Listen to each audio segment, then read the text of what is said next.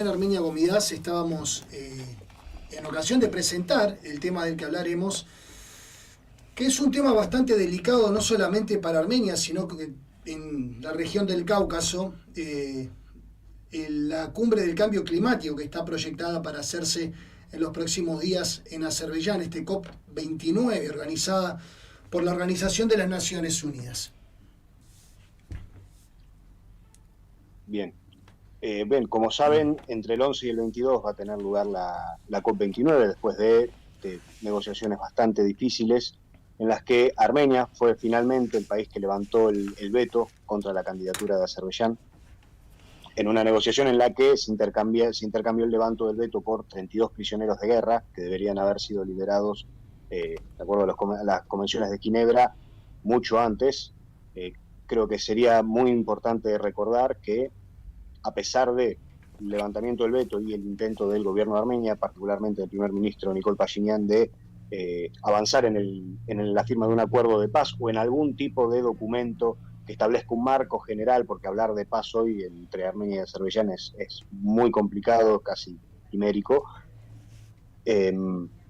aceptó levantar el veto a partir de la liberación de 32 prisioneros de guerra, que no son ni por asomo la totalidad de los prisioneros que quedaron cautivos después de la guerra de 2020, el bloqueo y la limpieza étnica o el genocidio de 2023, sino a los que además se le sumaron los expresidentes civiles y autoridades militares del gobierno de la República de Artsaj.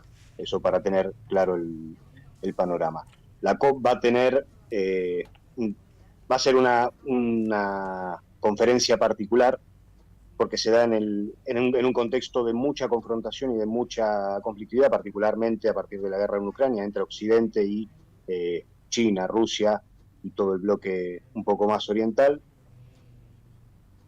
No deja por eso de ser un encuentro muy importante, donde lo que además se va a discutir, y que esto es muy importante para Armenia y para el futuro de la región, tiene que ver con financiamiento para la transición energética. Recordemos que Azerbaiyán sus exportaciones son en un 90% derivados de petróleo o petróleo-gas, y a partir de la guerra de Ucrania consolidó y se ubicó en un lugar mucho más estratégico, particularmente para Europa, al no poder acceder al gas ruso. Esto para dar un panorama más o menos general de la situación. Enguer, Aram, y como a modo de repaso y para continuar entendiendo en qué escenario se proyecta esto, ¿cómo es que consigue Azerbaiyán ser anfitrión de esta cumbre y con qué objetivo se posiciona en ese lugar?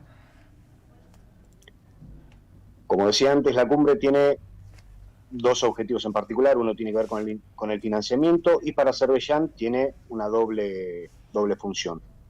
Por un lado, posicionarla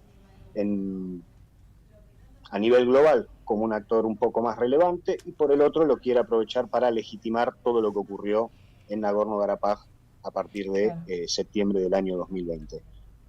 Lo que pone a Azerbaiyán en un lugar un poco más accesible para ser anfitrión de la COP es el veto permanente que hacía Rusia a los países de la Unión Europea. La COP28 tuvo lugar en Emiratos Árabes Unidos, esta le tocaba a alguno de los países europeos, y todos aquellos que pertenecían a la Unión Europea tenían un fuerte veto de parte de Rusia. Azerbaiyán entró ahí como una alternativa, además de un gran lobby que hizo y una presión política muy fuerte que hizo durante varios años para poder ser anfitrión. Lo único que le quedaba resolver fue el veto, que se lo concedió Nikol Pashinyan a cambio de los 32 prisioneros de guerra. Tuvo que ver más con una cuestión circunstancial y, por supuesto, con el propio impulso que le da a su agenda el gobierno azerí. Y esto que tiene que ver con los prisioneros de guerra, los 32 que se mencionan en el supuesto acuerdo, no solo que no está cerca de concretarse, sino que seguimos enterándonos de noticias terribles en el estado y en las condiciones que se los tiene a los rehenes políticos, entre ellos autoridades nacionales y demás. Sí, es importante ahí distinguir: los 32 prisioneros por los que Armenia levantó el veto fueron entregados. fueron entregados de Azerbaiyán a Armenia 32 y 2 soldados que habían entrado a hacer una operación de saboteo ya pasada la guerra de 2020, azeríes a Azerbaiyán. Ese intercambio ocurrió. Lo que no ocurre es los más de 30 que todavía siguen cautivos y los 23 que son rehenes, no entran como prisioneros de guerra según el derecho internacional, sino que tienen otra categoría. Bien. Es importante recordar que cuando terminan los conflictos bélicos, todos los prisioneros de guerra tienen que ser liberados. En este caso lo que vimos es no solo que no fueron liberados, sino que siguen sometidos a juicios completamente arbitrarios, a torturas, sin derecho a una defensa justa, sin ningún tipo de potestad Azerbaiyán para enjuiciarlos, porque no son ciudadanos azeríes, y hasta donde tenemos, más allá de cómo ha cambiado la situación hoy, Nagorno-Karabaj era por lo menos un territorio en conflicto para la comunidad internacional. Y esto es lo que dice el grupo Minsk de la OSCE. Sobre esto ha hablado mucho el doctor Luis Moreno Campo, ex fiscal de la Corte Penal Internacional, justamente en aquella convocatoria que hace a las comunidades armenias para la campaña. Decía que luchar por los 23 armenios encarcelados hoy es luchar por Nagorno-Karabaj y por Armenia. Los presos son víctimas del genocidio. Recordemos que cuando se conoce a Azerbaiyán como país anfitrión de la COP29, se inicia esta campaña para denunciar la cara genocida del país anfitrión, y es una campaña que se viene dando a través de las redes sociales, buscando difundir el lavado de imagen que quiere hacer Azerbaiyán. ¿Cuál podríamos decir que ha sido hasta entonces el impacto de esta campaña, o cómo podemos seguir trabajando para esto? La campaña de Moreno Campo va de la mano con la que vienen haciendo las oficinas de Haitad en todo el mundo, con algunas ligeras diferencias, pero apuntando al mismo lugar. Lo central de esta campaña es, como comenté anteriormente, Azerbaiyán, siendo anfitrión de la COP, uno de los objetivos centrales que busca es no solo lavar su imagen, sino legitimar la ocupación y el exterminio de los armenios de Artsaj. La ocupación de Artsaj y el exterminio de sus habitantes. Si pasa la COP29 sin una condena internacional y sin una denuncia fuerte y clara de ciertos actores o de muchos actores a nivel político, a nivel académico, en distintos ámbitos, respecto a lo que pasó en Artsaj en septiembre de 2023, también antes, por supuesto, digo septiembre de 2023 porque fue el día más fatídico, el momento más fatídico, son muy malas las perspectivas para Armenia y para lo que viene después, si Azerbaiyán consigue no solo legitimar, sino además terminar de desarmar los mecanismos que tienen que encontrar una solución a este conflicto. Recordemos que desde hace 3 años por lo menos, Azerbaiyán viene sumando cada vez más demandas para con Armenia, que tienen que ver con el cambio de la constitución, la disolución del grupo Minsk, o el retiro de las demandas frente a tribunales internacionales. ¿Por qué? Porque lo que quieren es clausurar para siempre el debate sobre Artsaj. Y esto es lo que tenemos que evitar. Y es la idea, lo central a la hora de plantear lo que intenta hacer Azerbaiyán siendo anfitrión de la COP. La campaña de Moreno Campo, la de las oficinas de Haitad. Esto a nivel macro, la cuestión de los prisioneros de guerra, por una cuestión de derechos humanos y humanitarios, por supuesto, también es central, sobre todo por la representación política que esos prisioneros tienen. Recordemos, son las autoridades del gobierno de Artsaj, además de ciudadanos comunes acusados de falsos crímenes de guerra o de cometer delitos de lesa humanidad incomprobables, que no existieron, o en causas totalmente mentirosas, por decirlo de alguna manera. Si bien no deja de ser central, lo más importante acá es que Azerbaiyán no pueda legitimar su ocupación y este nuevo episodio genocida del que es completamente responsable. Aram, vos sabés que hace un par de días nada más, tomando en cuenta lo que vos planteabas de la dependencia de los hidrocarburos de Europa de Azerbaiyán con respecto a esta nueva política que los europeos emplearon de tomarlo como proveedor a Azerbaiyán en vez de a Rusia, se pronunció el Parlamento Europeo en un dictamen por 453 votos a favor, 31 en contra y 89 abstenciones, adoptaron una resolución sobre la situación de Azerbaiyán, las violaciones de los derechos humanos y el derecho internacional y las relaciones con Armenia. Exige el Parlamento Europeo a Azerbaiyán permitir el regreso seguro de la población armenia a Nagorno-Karabaj, liberar a los 23 prisioneros de guerra armenios, estos que estábamos hablando, que son los civiles, los que tienen falsos casos jurídicos, como Rubén Vardanyan, que hace poco le extendieron el periodo de no se dice procesamiento, de encarcelación sin ningún tipo de argumento, se extendió el periodo de encarcelamiento, y la resolución también condena enérgicamente la represión interna y extraterritorial del régimen azerbaiyano contra activistas, periodistas, líderes de la oposición y otros, incluidos ciudadanos de la Unión Europea. Todo esto a días nada más de llevarse a cabo la COP29, esta reunión por el cambio climático en Azerbaiyán.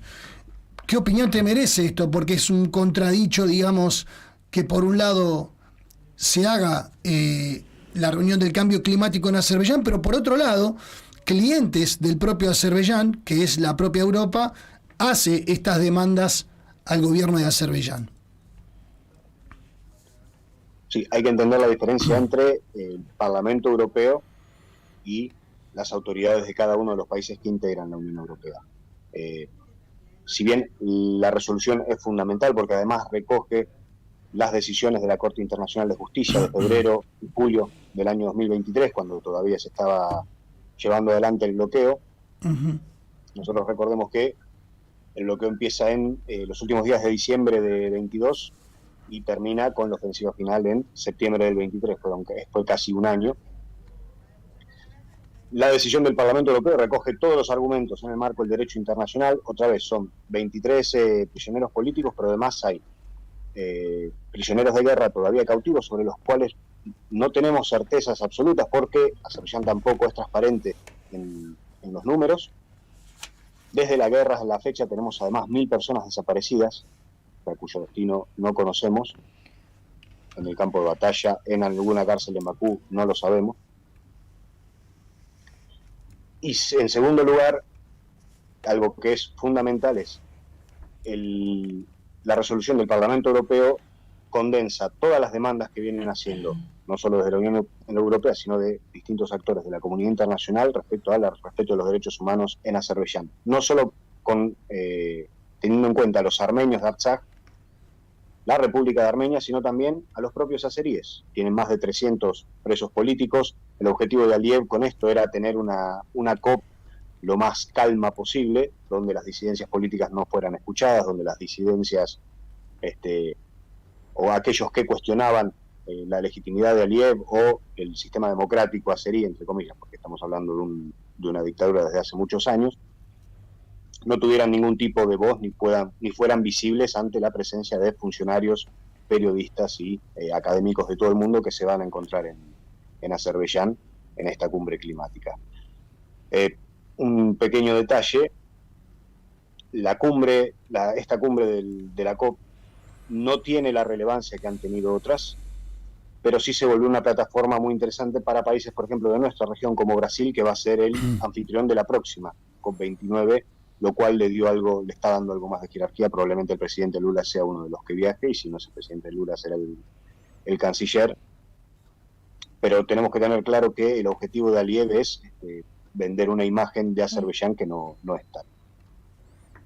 Actualmente, y ya desde hace algunos meses, existe, si se quiere, como una presunta calma en lo que tiene que ver con el conflicto y los ataques de Azerbaiyán, y se entiende que esto tiene que ver con esperar de esta manera la llegada de la cumbre. La pregunta es, ¿qué podría suceder después, ¿no? Después de finalizada la COP29, ¿cuál es la perspectiva de lo que pueda ocurrir después de la COP?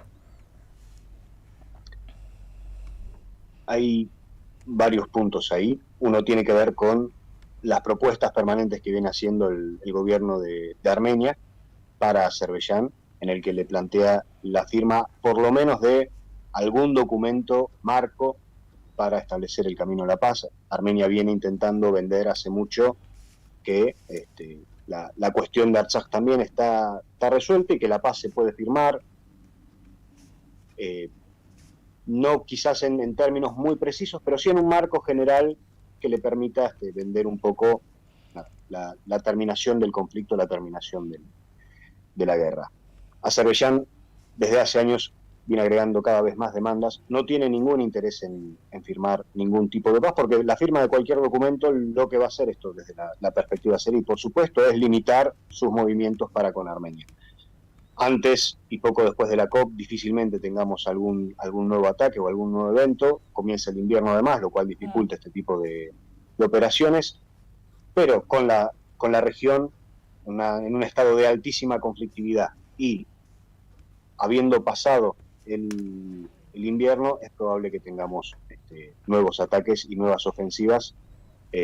A un detalle que es bastante llamativo, no han cesado, incluso a pesar de lo que está enfrentando Israel en Medio Oriente, las distintas guerras en distintos frentes, no han cesado nunca los vuelos y la compra de armamento por parte de Azerbaiyán ni con ninguno de sus proveedores. Así que es altamente probable que después de la COP y probablemente después del invierno, es decir, los primeros meses de 2025, tengamos nuevos ataques o nuevas amenazas en la medida que Armenia no conceda la soberanía y los reclamos y las demandas de Azerbaiyán, que cada vez aumentan. Esto que acabas de decir, justamente te lo quería preguntar, porque es muy reciente, esto pasó anoche, el bombardeo de Israel a Teherán. Se especula también que bombardearon, según el comandante en jefe de las Fuerzas Armadas, el ejército de Israel, manifestó que habían hecho bombardeos sobre Siria y sobre Irak también, enardeciendo un poco la zona, pero particularmente esto perjudica en forma directa a Armenia porque Irán siempre se proclamó contrario a la modificación de la frontera con Armenia y como que era, digamos, una especie de guardián tácito de esa frontera que es la que justamente contiene el corredor de Zagezur, que es el que está permanentemente empuja el gobierno de Azerbaiyán con el de Armenia, que el gobierno de Azerbaiyán exige que se entregue ese corredor para poder conectar a Najicheván en forma terrestre con Azerbaiyán. Estos últimos acontecimientos ponen en jaque de alguna manera a Armenia, porque teniendo de socio estratégico a Irán en el sur de Armenia y al estar Irán distraído con el tema de la guerra con Israel, creo que puede llegar a poner en jaque a Armenia. Es la línea roja de Irán respecto al corredor de Zangezur era una de las principales razones por la que no habíamos tenido más ataques en el último tiempo.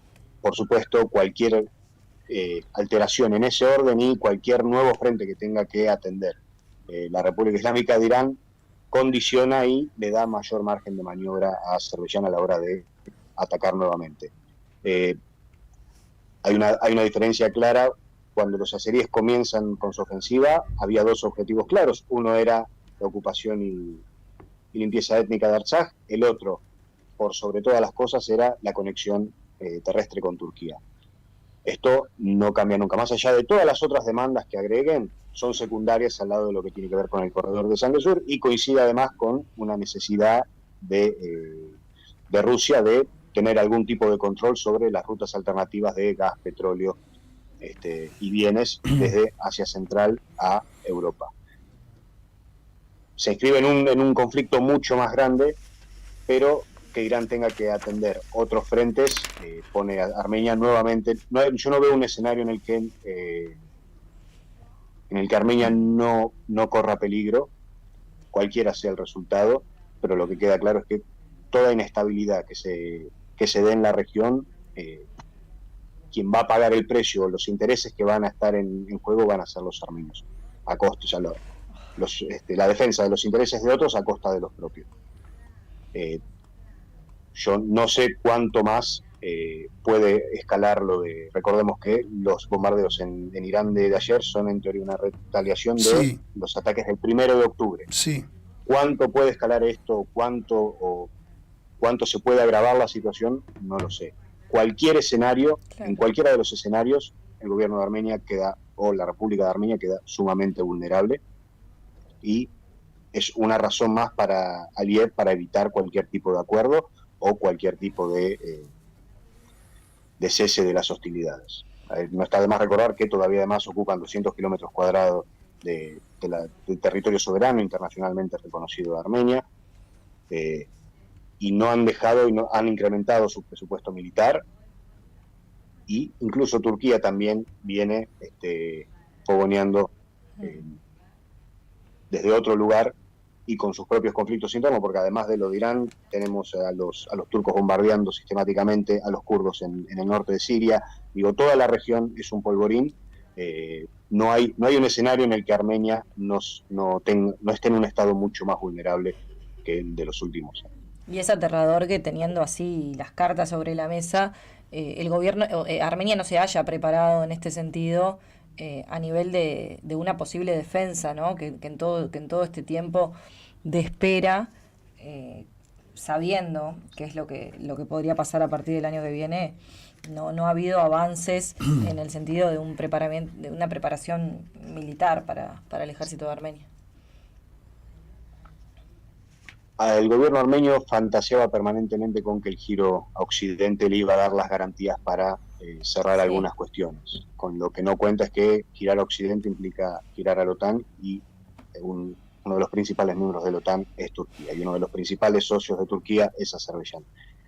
En esa cuenta no quiero profundizar mucho, pero es difícil ver un escenario en el que algún país occidental intervenga en favor de los intereses de armenios, o mínimo en defensa de la soberanía de la República. Eso no va a ocurrir. Ni siquiera países que han sido muy vocales con la cuestión de Artsaj y con la integridad territorial de Armenia, como Francia, están en condiciones de una intervención militar o de defender la soberanía armenia en el territorio. Ese lugar lo ocupó de alguna manera, lo ocuparon en Artsaj las fuerzas de paz rusas, y tampoco fueron suficientes. Después discutimos cuánto hubo de voluntad, de necesidad, de interés, es una discusión mucho más larga, pero no hay ningún actor hoy que pueda defender a la República de Armenia, o sea, ni siquiera la República Islámica de Irán, el avance hacia. Muchas gracias, Enver Aram Muradian, por tu participación. Queríamos escucharte en relación a este tema como representante, como responsable del Consejo Nacional Armenio en Sudamérica. Agradecemos que hayas compartido estos minutos con nosotros y seguiremos en contacto en cualquier oportunidad. Muchísimas gracias a ustedes, que tengan buen día. Continuamos. Gracias, Aram.